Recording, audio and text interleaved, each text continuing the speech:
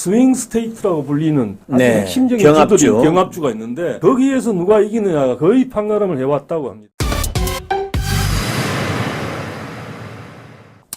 제가 좀 전에 이제 그 푸틴의 예. 북한 방문 문제를 언급을 예, 했는데 예. 또 이것을 왜 우리가 주목해야 되냐 예, 이런 얘기를 하면서 지금 미국의 대통령 선거도 그래서 우리가 또 관심을 예, 가지는 거 예, 아닙니까? 그렇죠. 예, 예. 트럼프가 되느냐, 예, 바이든이 예, 재선하느냐에 예, 예. 따라서 미국의 대한반도 정책이 어떻게 바뀔 것이냐 예, 우리가 이런 예, 관점에서 트럼프가 됐을 경우에 미군도 철수하고 예. 또 북한하고 심지어. 또 무슨 예. 빅딜을 하는 것 아니냐 예, 이런 걱정을 많이 하고 있는 것 예, 아닙니까? 예, 예. 그런데 오늘 보니까 우리 김희수 실장께서 칼럼을 쓰셨는데 예.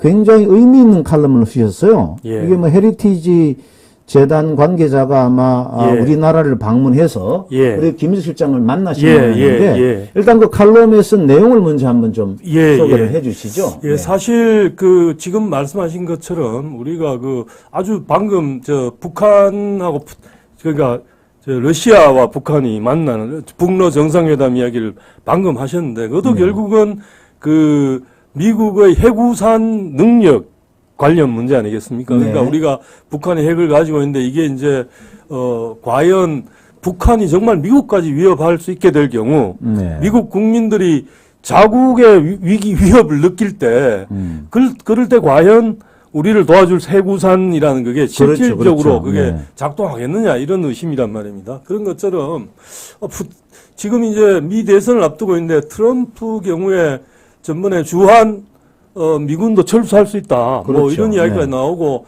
그래서 뭐 심지어 한국의 자체 핵무장론 뭐 그런 것까지 허용할 수 있다는 그런 이야기도 나오고 뭐 상당히 뭐랄까 사람들을 깜짝 놀라게 하고 걱정하는 그런 말을 했습니다. 네, 예, 네. 그래서 안 그래도 헤리티지 재단은 지난해에도 똑같은 이제 아산 정책 연구원에서 초대를 가지고 아시아의 어떤 외교 관계 이런 걸 다루는 국제 정세를 다루는 그런 플래넘 행사를 했는데 네. 그때도 앤서니 김이라고 네.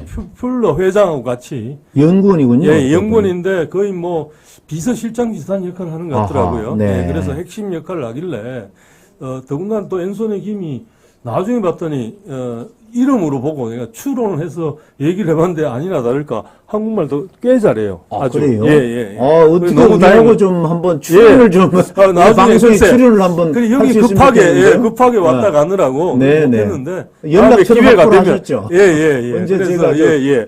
오늘 한번 인터뷰 전화라도 한번 인터뷰했으면 좋겠습니다. 예예. 네, 네. 그래서 만나서 제가 이제 헤리티지 재단은 더군다나 이 지향하는 게 네. 작은 정부, 시장 기능을 중시한다는 이야기고, 더 네. 강한 군대, 네. 국방을 강하게 하고, 아하. 예, 그렇게 하는 어떤 그런, 소위 말하는 보수 싱크탱크 역할을 하기 때문에, 네.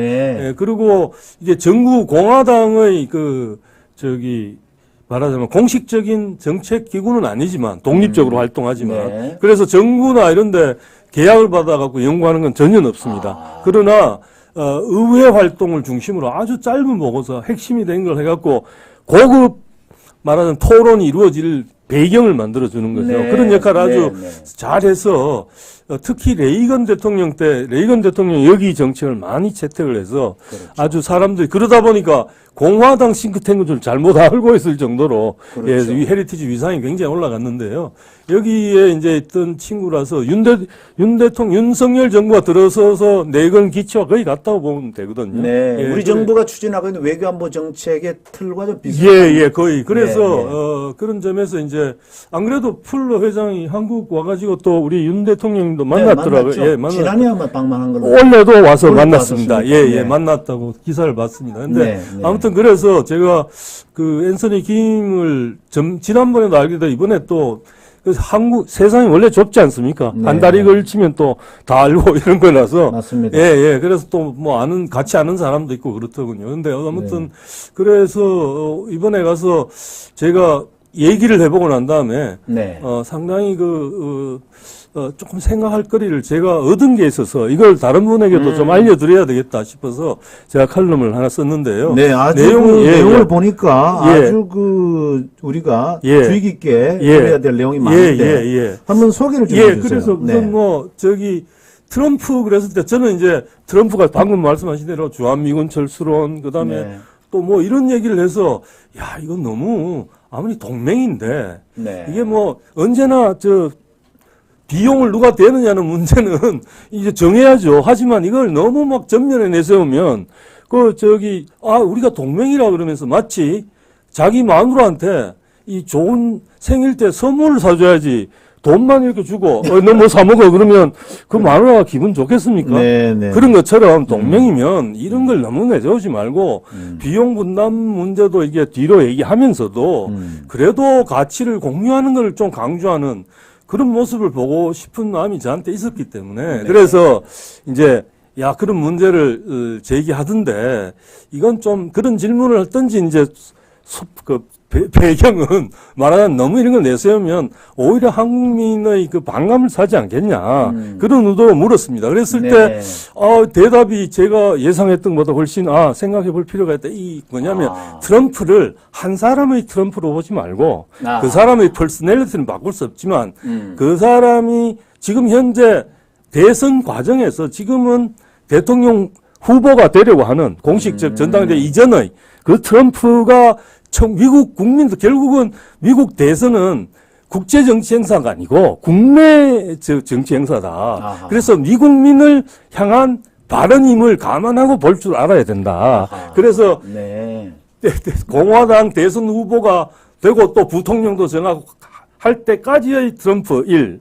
그다음에 전당대에서 부통령도 뽑고 그러면서 활동하는 2. 후보가 됐을 때의 트럼프 2, 그리고 공화당 후보 정식으로. 그 다음에 혹시 또 선거를 해서 됐을 경우 3 이렇게 나눠서 그 사람이 말이라든가 이런 걸 더 많은 정부가 그때마다 더 참모진이 누가 되고 부통령 후보가 누가 되고 이렇게 정해질 때마다 더 섬세하게 이렇게 쳐다보면서 이렇게 반응하는 게 훨씬 한국 국익에 부합한다. 이런 메시지를 그러니까 지금 대통령 후보가 되기 위해서 노력하는 선거 캠페인하는 동안에 트럼프와 후보가 되고 난 이후에 트럼프와 당선이 되고 난 이후에 트럼프 그리고 다 다를 수 있다. 그렇죠. 참모진을 다 꾸린 후보의 트럼프 그게 다 다르기 때문에 그게 사실은 굉장히 섬세한 접근같이 느껴졌습니다. 그렇게 하는 게. 윤석열 대통령도 지난번에 그 기자회견을 하면서 외신 기자들이 미국의 어떤 대한반도 정책에 대한 여러 가지 의견을 물어보니까 미국은 대통령 한 사람에 의해서 좌지우지되는 것이 아니고 그런 말씀하셨죠. 의회가 기본적으로 다 한 방향으로 가고 있고 특히 대한반도 한미 동맹에 대해서는 확고한 의지를 갖고 있기 때문에 너무 걱정할 필요가 없다. 그런 취지로 얘기한 게 기억이 나거든요. 아마 트럼프 대통령도 아마 지금 미국의 공화당 후보가 되기 위해서 여러 말을 막 담아내고 있는데 그게 바로 정책으로 가기는 어렵지 않냐 이런 얘기를 하는 것 같은데 아주 새로운 시각입니다.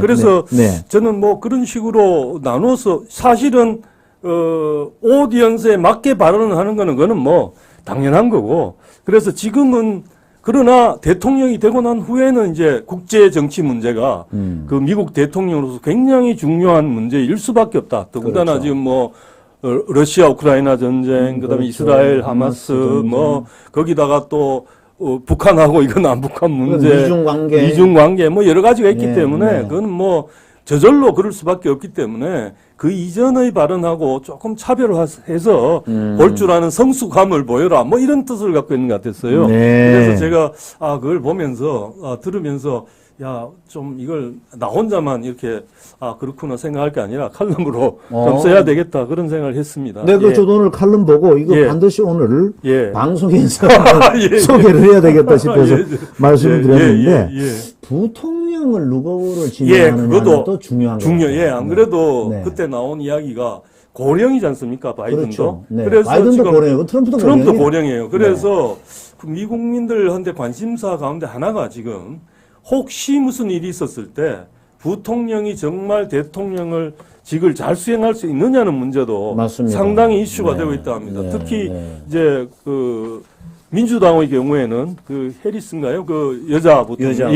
여자 부통령 후보인데 그게 이제 정치적 배려에 의해서 여성표랑 또 소수민족 인종 뭐 이런 여러 가지를 배려한 좋은 카드긴 한데 네. 국민들이 과연 대통령직을 잘 수행할 수 있을까에 대해서는 약간 의구심이 있다 그래요. 그래서 맞습니다. 공화당 맞습니다. 쪽에는 또 누구를 맞습니다. 할지 네. 상당히 관심을 기울이고 있다고 합니다. 네, 아마 해리스?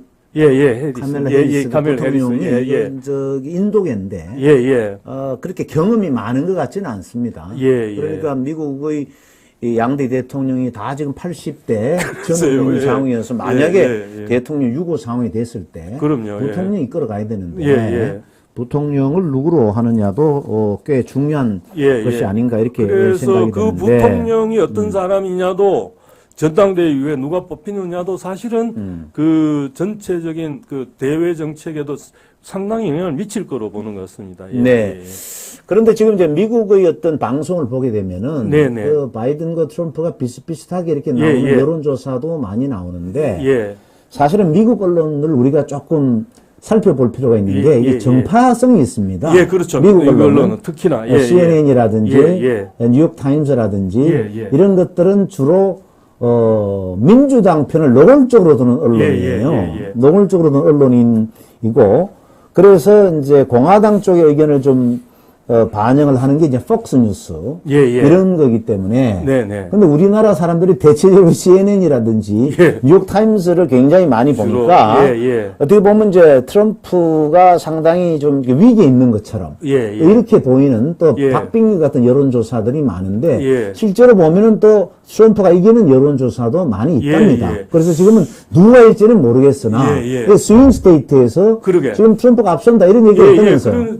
그래서 안 그래도 뭐 조심스럽죠. 미래니까 아직 알 수 없지만 그러나 트럼프에 대해서 관심을 상대적으로 좀 기울일 필요가 있는 거는 첫 번째는 바이든이 만약 된다면 외교 정책이라는 게 거의 뭐 조금씩 변화는 있겠죠. 큰 줄기에 거의 변화가 없을 거로 볼 수 있는 반면에 트럼프가 되면 상당한 변화가 또 있을 수 있다는 점에서 좀 관심을 가져야 되고 또 지금 말씀하신 것처럼 그렇다고 하더라도 트럼프가 될 가능성이 별로 없으면 뭐 그렇게 관심을 기울일 필요가 없는데 방금 말씀하신 것처럼 그 앤소니 김이 미국 정치를 깊숙이 연구해온 친구니까 그 친구도 그 미국 정치 얼핏 보면 그냥 선거하는 것 같지만 스윙 스테이트라고 불리는 아주 핵심적인 경합주가 있는데 거기에서 누가 이기느냐가 거의 판가름을 해왔다고 합니다. 맞습니다. 우리나라에 왜 충청도가 지고 있는 것처럼 그런 것처럼 거기가 그렇다고 그러네요.